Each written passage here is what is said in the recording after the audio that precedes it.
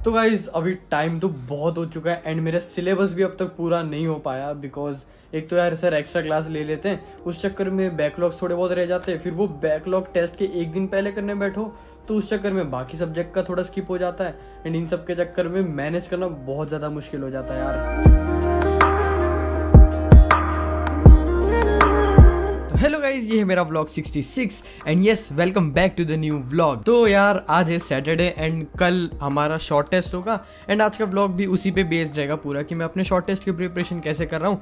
Also आज technically तो कोई लेक्चर नहीं होना चाहिए था बट बहुत सारे लेक्चर हैं आज भी, क्योंकि पता नहीं क्यों इन लोग का टेस्ट से पहले सिलेबस खत्म हुआ नहीं रहता है, फिर हमारे सैटरडे को पूरा लेक्चर करने में ही कवर कर लेते हैं ये लोग। तो उस चक्कर में हमें भी थोड़ी दिक्कत हो जाती है रिविजन को। वैसे तो मैं अपना रिविजन ऑलरेडी पूरे वीक करते ही आया हूँ तो उतनी ज़्यादा प्रॉब्लम नहीं है, लेकिन जब लेक्चर ही नहीं आया हो तो मैं उसका रिवीजन कैसे करूँगा, है ना। एंड वैसे भी अगर बायो वगैरह का रहे तो एक बार को समझता भी है, बट फिजिक्स का अगर एक्स्ट्रा लेक्चर हो जाता है तो वो पूरा शेड्यूल बिगाड़ देता है एंड वही हुआ है आज मेरे साथ। तो देखते हैं कि आज का सिलेबस पूरा हो पाता है कि नहीं हो पाता टेस्ट से पहले। बाकी फिलहाल तो मैं अपनी कॉफ़ी पी लेता हूँ, उसके बाद अपना डेली टारगेट बनाऊंगा आराम से, देन आपको दिखाता हूँ कि आज मेरा क्या क्या बच रहा है एक्चुअल में।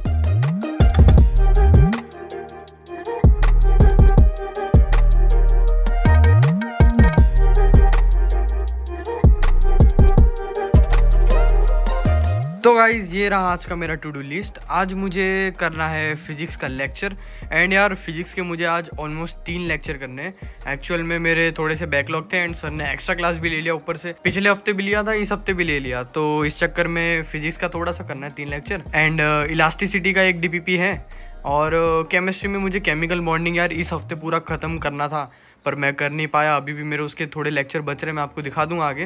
तो केमिकल बॉन्डिंग भी आज करने की कोशिश करूंगा पर मेरी पहली प्रायोरिटी फिजिक्स रहेगी बिकॉज फिजिक्स कैसे कल वाले टेस्ट में आ रहा है, तो मुझे फिजिक्स को थोड़ा ज़्यादा प्रायोरिटी देना है। अगर फिजिक्स हो गया पूरा अच्छे से तब मैं केमिकल बॉन्डिंग उठाऊंगा आज। देन फिर मुझे ग्रेविटेशन भी रिवाइज करना है, उसमें जो लास्ट वाला पार्ट है ना उसमें थोड़ा सा मुझे दिक्कत है तो वो थोड़ा मैं अच्छे से पढ़ लूँगा।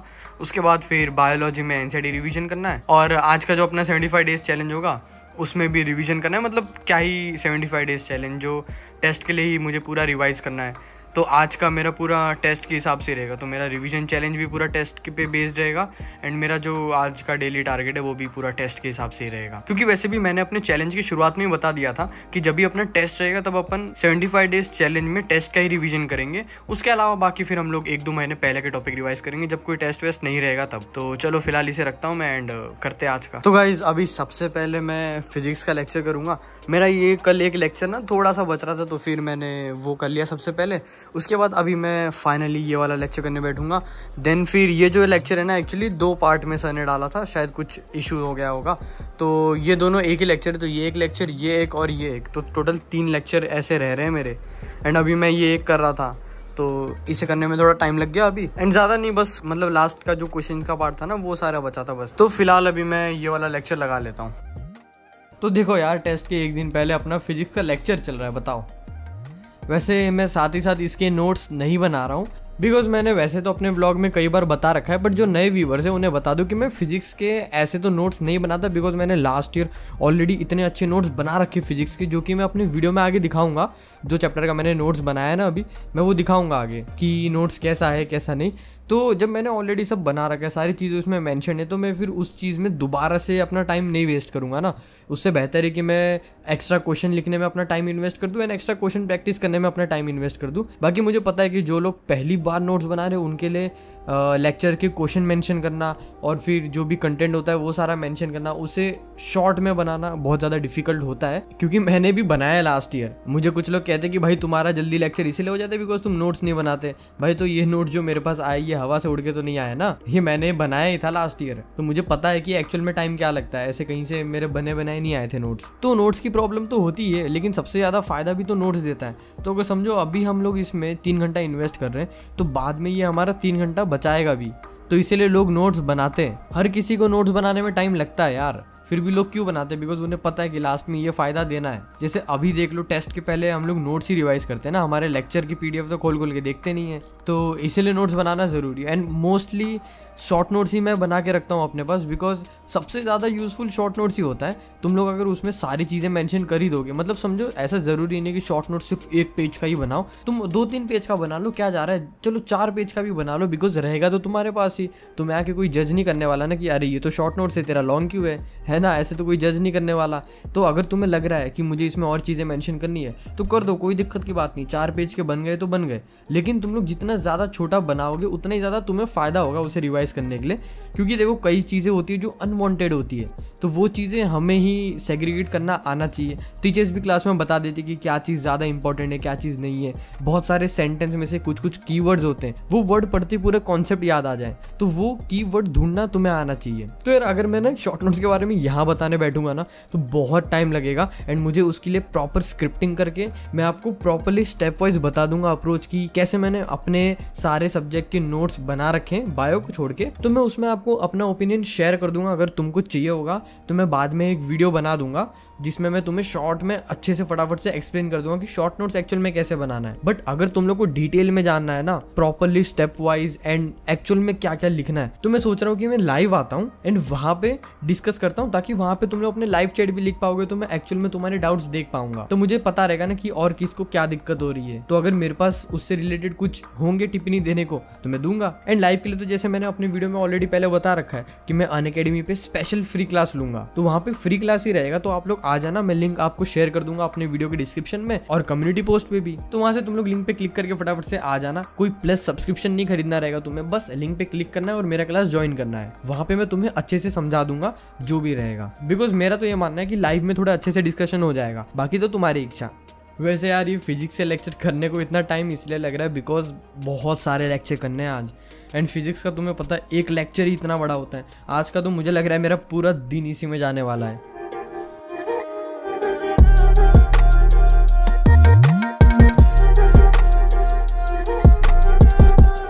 तो गाइस फाइनली मैं अपने रूम पे आ चुका हूँ एंड मैंने अपने लिए ये मंगा लिया था। मेरा इसे पेस्ट्री खाने का मन किया तो मैंने ऑर्डर कर लिया। तो अभी मैं फ़िलहाल इसे खा लूँगा एंड इसे खाने के बाद अपना लेक्चर या फिर जो भी पढ़ाई रहेगा वो कंटिन्यू करूँगा।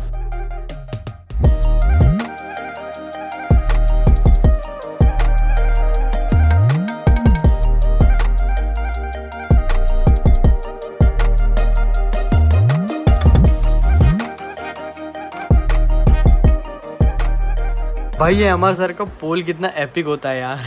एक्चुअली जो बंदे एमआर सर को नहीं देखते ना, वो ये गैस ही नहीं कर पाएंगे कि ये क्या है। ये एक्चुअल में थम्स अप है और ये थम्स डाउन है। सर जब भी पोल करवाते हैं ना ऐसा येस नो वाला, तो हाँ को ऐसा थम्स अप देंगे और थम्स डाउन देंगे और ये वाला ड्राइंग बनाते हैं यार, कितना फनी लगता है। तो यार गाइस मैंने अभी फिजिक्स का लेक्चर तो कर लिया एंड मेरा ये जो एक लेक्चर है ना यार, ये रह रहा है यार। मतलब मैंने हज पूरा दिन फिर भी कोशिश की मैं फिजिक्स के 2-3 लेक्चर कर लूँ एंड यार सर उसमें क्वेश्चन इतने ज़्यादा करा रखे हैं ना कि उसे पूरा दिन भर में करना, उसके बाद फिर बाकी सब्जेक्ट भी देखने थे ना, तो शायद मुझे अब फिजिक्स को यहीं पे रोकना पड़ेगा। एंड मुझे लग रहा है कि ये एक लेक्चर तो मेरा छूटने ही वाला है पूरा। बट ऑल्दो मैंने ये चैप्टर पहले पढ़ रखा था लास्ट ईयर, बट अब तक तो शायद भूल भी गया रहूँगा। पर क्या ही कर सकते, इस एक लेक्चर की वजह से मैं अपना फिजिक्स और केमिस्ट्री नहीं ख़राब कर सकता ना, तो आई गेस मुझे इसे रोक के फिजिक्स और केमिस्ट्री करना पड़ेगा। अगर मेरे पास पूरे दिन भर में फिर भी आगे टाइम बचता है, जो कि आई डोंट थिंक कि बचेगा, तो फिर मैं इसे करूँगा। अगर नहीं बचा तो फिर रहने ही दूंगा। तो अभी मैं एक बार सिलेबस दोबारा से चेक कर रहा था एंड यार मजे की बात देखो ना, शॉर्ट टेस्ट में जिसमें कि फिजिक्स में खाली 12 क्वेश्चन होने, उसमें ग्रेविटेशन भी आ रहा है, उसमें इलास्टिसिटी वाला चैप्टर भी आ रहा है, उसमें फ्लूइड्स भी आ रहा है। भाई इसको शॉर्ट टेस्ट क्यों बोल रहे हो, फिर लॉन्ग टेस्ट क्यों नहीं बोलते? लॉन्ग टेस्ट में भी तो 3-4 चैप्टर आते हैं। एनीवेज अब पता नहीं कि ये लोग कैसे डिस्ट्रीब्यूशन करेंगे, किससे कितने क्वेश्चन देंगे, कुछ आइडिया ही नहीं है। पर चलो ठीक है, रहने देते, क्या ही कर सकते, मतलब कंप्लेन करके भी क्या ही मिलेगा। वैसे पता है फ्लूइड्स के ना मैंने काफ़ी अच्छे खासे नोट्स बना रखे थे, मतलब लास्ट ईयर ही, मतलब 3 पेज के मेरे शॉर्ट नोट्स हैं। एंड टू बी ऑनेस्ट मेरे को ये चैप्टर ना बिल्कुल नहीं पसंद, बिकॉज इस चैप्टर में बहुत इधर उधर की चीज़ें, एंड उससे भी बेकार चीज़ ये लगती है कि इन चैप्टर से जिनमें इतने सारी चीज़ें, इनसे क्वेश्चन बहुत कम आते हैं नीट में। लेकिन कैसा है कि इलास्टिसिटी वाला जो चैप्टर है ये थोड़ा सा छोटा भी है एंड ईजी भी है, फ्लूइड्स में यार बहुत सारी दुनिया भर की चीज़ दी है, आर्किमिडीज प्रिंसिपल, तो ये प्रिंसिपल वो प्रिंसिपल, फिर ये डायनेमिक्स वो डायनेमिक्स, इतने सारे इनके डायनेमिक्स याद करो। ये बबल वाला केस तो मुझे सबसे ज़्यादा ही बेकार लगता है। एनीवेज अपने को टेस्ट में फ़िलहाल उधर तक तो पढ़ना ही नहीं, टेस्ट में खाली यहाँ तक पढ़ना था आई गेस, बर्नौली थियरम तक, बट इधर तक तो मैंने आज किया ही नहीं है, मेरा खाली यहाँ तक हुआ है आई गेस।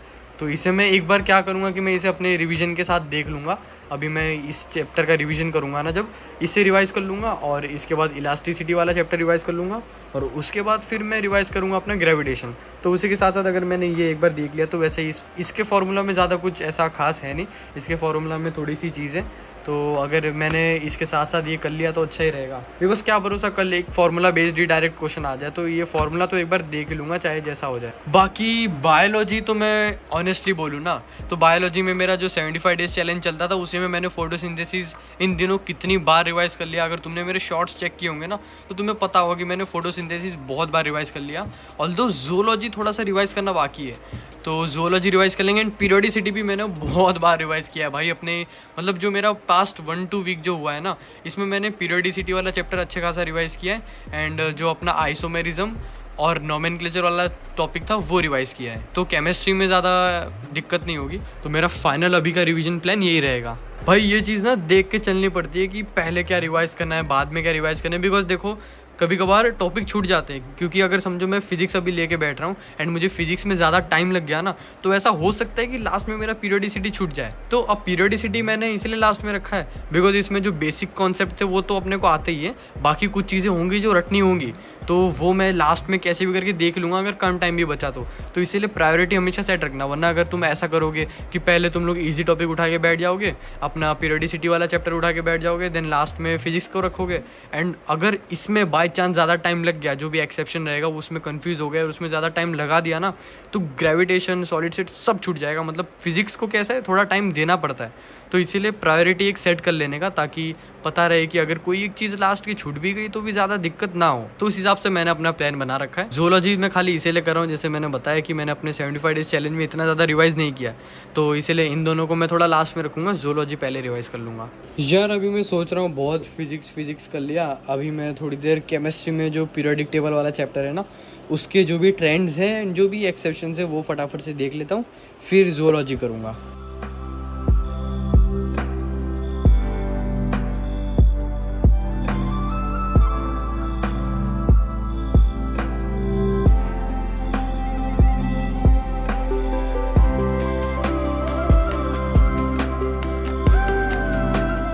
चलो पीरियोडिक टेबल में तो मैंने सारे ट्रेंड्स वगैरह देख लिया, और ये जो आयनाइजेशन एनर्जी वाला टॉपिक था ये भी देख लिया। ट्रेंड्स जैसे कि ये सारे जो है ना ट्रेंड्स, ये मैंने अपने नोट्स में मेंशन कर रखे अलग से। ये जो एक्सेप्शंस हो गए ना, मोस्टली तो इन पे एक एक क्वेश्चन तो बनना है ही, जैसे ये भी एक हो गया एक्सेप्शन वाला, noble gas, alkali earth metal और नाइट्रोजन का, जिनका इलेक्ट्रॉन गेन एंथैल्पी पॉजिटिव होता है, तो ये भी एग्जाम्पल हो गया। और ये सारे जो हो गए ना, ये सारे तो मैंने देख लिया, अभी फ़िलहाल इसे रखता हूँ एंड अब इसके बाद मैं अपना बायोलॉजी चालू कर लेता हूँ फटाफट।